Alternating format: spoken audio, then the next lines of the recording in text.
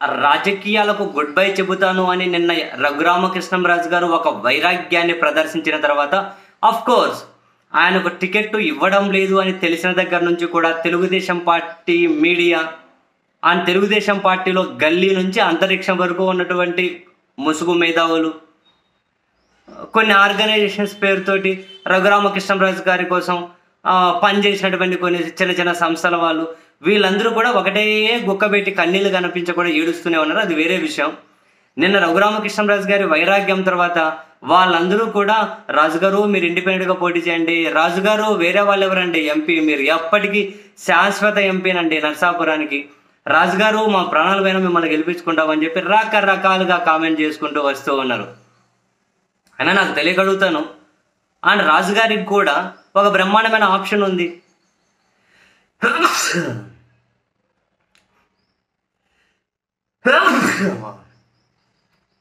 Sorry, రాజుగారికి కూడా ఒక బ్రహ్మాండమైన ఆప్షన్ అయితే ఉంది కదా. ఇప్పుడు బీజేపీ ఇవ్వలే, టీడీపీ ఇవ్వలే, జనసేన ఇవ్వలే. అక్కడ వాళ్ళ వియంకుడు ఉన్నారు కేవీపీ రామచంద్రరావు గారు అండ్ షర్మిలా గారు ఉన్నారు. అండ్ రఘురామకృష్ణంరాజు గారి మీద విపరీతమైన ప్రేమ, ఆప్యాయత, సానుభూతి కురిపించే మీడియా సంస్థల యజమానులు ప్రయోగించినటువంటి షర్మిలా గారు ఉన్నారు కదా, కాంగ్రెస్ పార్టీ ఉంది కదా. వాళ్ళు ఎదురేగి మరీ రఘురామకృష్ణంరాజు గారికి ఎంపీ టికెట్ ఇస్తారు, మరి పోటీ చేయొచ్చు కదా. రఘురామకృష్ణంరాజు గారు నా బొమ్మ పెట్టుకొని గెలిచిన జగన్ రెడ్డి అని అన్నాడు. మరి ఆయన బొమ్మ పెట్టుకొని గెలిచేటట్లయితే నిన్ననే మనం చెప్పాం ఇండిపెండెంట్గా పోటీ చేయొచ్చని. ఎందుకు ఇప్పుడు ఒక జాతీయ పార్టీని టికెట్ ఇస్తుంది కదా, మరి వెళ్ళి పోటీ చేయొచ్చు కదా రఘురామకృష్ణంరాజు గారు. జస్ట్ ఒక కాఫీ తాగినంత టైంలో అయిపోతుంది కదా. కేవీపీ రామచంద్రరావు గారు వాళ్ళ వియంకుడు, బంధుత్వం ఉంది, వెళ్ళి అలా ఒక కాఫీ తాగినంత టైంలో టికెట్ తీసుకొని రావచ్చు. షర్మిలా గారిని కలిసినా జస్ట్ అట్లా ఒక గ్లాస్ మంచినీళ్ళు తాగినంత టైంలో టికెట్ తీసుకొని వచ్చేయచ్చు. మరి పోటీ చేయొచ్చు కదా.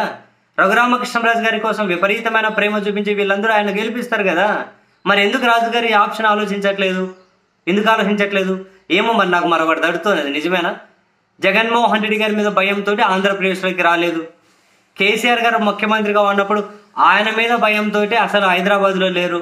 ఇప్పుడు కాంగ్రెస్ పార్టీలో చేరితే అటు బీజేపీ మీద భయంతో దేశంలోనే లేకుండా పోయే పరిస్థితి వస్తుందని చెప్పి భయపడుతున్నారా అంటే ఏమో కొట్టిపడేలేదు.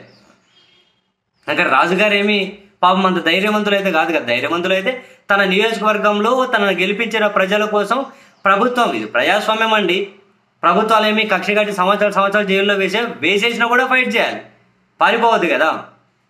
మరి రాజుగారు ఒక లిటరలీ పారిపోయినట్లే కదా. తన నియోజకవర్గం నుంచి ఆంధ్రప్రదేశ్ నుంచి 4.5 సంవత్సరాల నుంచి లిటరలీ పారిపోయినట్లే.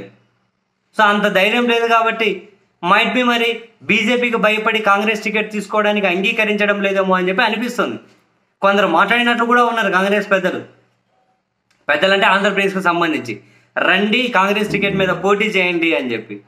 ఆయన థ్యాంక్స్ అండి కానీ ఇప్పుడు చేయలేనులే అని చెప్పి రాజుగారు కూడా రిప్లైలు ఇచ్చినట్టుగా తెలుస్తూ ఉంది. ప్రజలు మొత్తం మీద వాళ్ళే ఎదురేగి టికెట్ ఇస్తే ఇంకేం రాజుగారు, మాలాండలందరూ గారు కంగ్రాచులేషన్ చెప్తాం కదా.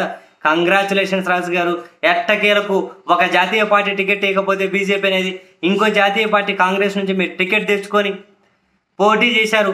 మీ దమ్మేంటో చూపించండి, అసలు అన్ని పార్టీలను మట్టి గర్పించేసి అఖండ మెజారిటీతో గెలిచండి అని చెప్పి మేము కూడా ఆల్ ది బెస్ట్ లాంటివి చెప్తాం కదా. ఇంకేం రాజుగారు ఆలోచిస్తారు, దిగిపోండి సార్ బరిలోకి హస్తం గుర్తు మీద.